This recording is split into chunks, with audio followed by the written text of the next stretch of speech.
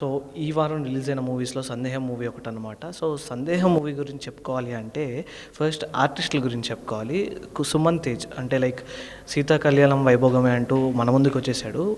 అది కూడా నిన్నే మనకి ముందుకొచ్చిందనమాట. సో, బ్యాక్ టు బ్యాక్ మూవీస్‌తో 'సుమన్ తేజ్' అయితే వచ్చాడు. సో, 'సందేహం' మూవీలో 'సుమన్ తేజ్' డ్యూయల్ రోల్‌లో చేసినా కానీ పర్ఫార్మ్డ్ హిస్ రోల్ వెల్ అని చెప్పుకోవచ్చు. అండ్ హీరోయిన్ పరంగా హెబా పటేల్ కూడా తన పర్ఫార్మెన్స్ అయితే తన మట్టుకు తను చాలా బాగా చేసింది. ఈ మూవీలో నెగెటివ్స్ ఏమన్నా మాట్లాడుకోవాలి అంటే అది స్టోరీ పరంగా అండ్ డైరెక్షన్ పరంగా. డైరెక్టర్ 'సందేహం' అని టైటిల్ పెట్టారు. బట్ ఆడియన్స్‌కి చాలా సందేహాలు అయితే వదిలేశారు. క్వెషన్ మార్క్ కింద ఉండిపోయినాయి చాలామంది ఆడియన్స్‌కి. అండ్ ఈ మూవీ స్టోరీ బేసిక్గా చెప్పుకోవాలి అంటే కరోనా టైంలో ఒక ఫ్యామిలీ సిచ్యువేషన్ అని చెప్పుకోవచ్చు. అండ్ దాంట్లో ఇంక్లూడ్ చేసిన లవ్ స్టోరీ అండ్ దాంట్లో హీరోయిన్ పెళ్ళైన తర్వాత వాళ్ళ ఫ్రెండ్ మధ్యలో వస్తే ఎలా ఉంటుంది స్టోరీ అనేది చెప్పేసి ఒక స్టోరీని అయితే మన ముందుకు తీసుకొచ్చారు. బట్ ఆడియన్స్ని అంతగా ఆకట్టుకోదగినంగా